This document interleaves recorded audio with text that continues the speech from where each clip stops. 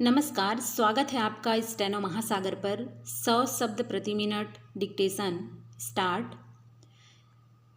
एक राज्य बनने के महज 8 साल के इतिहास के साथ राज्यवासियों की अपने शासन से क्या अपेक्षा होनी चाहिए, जब तुलना करने के लिए केवल एक भूतपूर्व मुख्यमंत्री का कार्यकाल ही हो और वह भी 3 साल का, तो तौलने और विश्लेषण करने की प्रक्रिया बहुत वृहद नहीं हो सकती।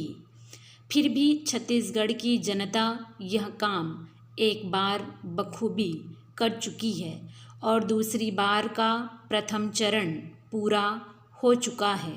दूसरा चरण सिर्फ 2 दिन बाद संपन्न हो जाएगा।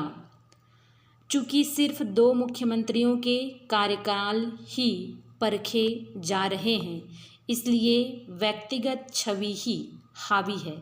मुद्दों पर प्रचार में वही सब कुछ कहा जा रहा है जो पहले भी कहा जा चुका है।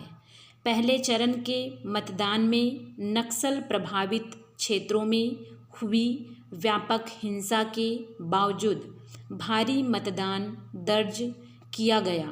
ध्यान देने की बात है कि नक्सलियों ने वोट देकर लौटने वाली आम जनता को नहीं, बल्कि वोट देने के तंत्र को चलाने वाली व्यवस्था और उनकी सुरक्षा में लगे लोगों को निशाना बनाया, जिसमें कुछ दुखद मौतें भी हुई।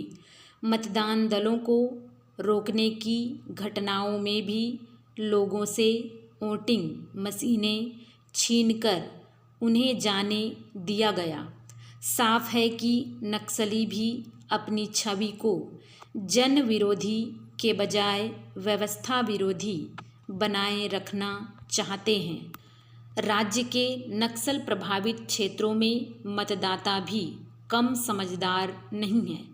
उन कुछ क्षेत्रों को छोड़कर जहां मतदान पर वास्तव में आतंकवाद का साया भारी पड़ा, बाकी सभी जगहों में मतदान औसत से अधिक था और वोट देने के उत्साह में कोई कमी नहीं थी। संकेत साफ है कि जनता जानती है कि उसे क्या चाहिए और उसे पाने के लिए कौन सा तरीका इस्तेमाल करना चाहिए। दूसरे चरण के मतदान 51 क्षेत्रों में जनता अपनी इसी मर्जी का प्रदर्शन करेगी और इसी के साथ दावों का नया दौर शुरू हो जाएगा। 20 नवंबर से 8 दिसंबर तक सबके मन में और जुबान पर एक ही सवाल रहेगा, कौन जीत रहा है और किसकी सरकार बन रही है। और चूँकि विकास, भ्रष्टाचार, बिजली या पानी जैसे मुद्दे ज़्यादा दम नहीं रखते, इसलिए निर्णायक प्रश्न केवल एक ही है कि राज्य में अभी तक हुए 2 मुख्यमंत्रियों में बेहतर कौन रहा और किसे एक मौका फिर मिलना चाहिए। अन्य राज्यों में जहां चुनाव हो रहे हैं, वहां 2 व्यक्तियों के बीच इतना सा मुकाबला शायद ही कहीं देखने को मिले। दोनों मुख्यमंत्रियों के कार्यकाल की तुलना तब सीमित हुई इस चुनाव में चावल पर आकर सारे मुद्दे रुक रहे हैं और यह मुद्दा सत्तारूढ़ दल का दिया हुआ है। किसी विरोध के बहुत बड़े कारण के अभाव में उलटफेर की संभावना उतनी ही है जितनी एक अप्रत्याशित लहर की।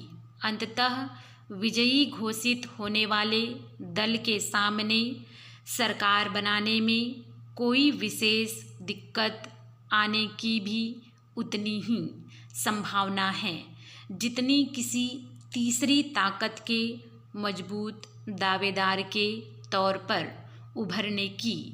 कुल मिलाकर छत्तीसगढ़ के माहौल के अनुरूप ही नतीजों की उम्मीद करनी चाहिए। छत्तीसगढ़ के निवासी अप्रत्याशित निर्णय लेकर स्वयं उन पर आश्चर्य न करने के लिए जाने जाते हैं। स्टॉप।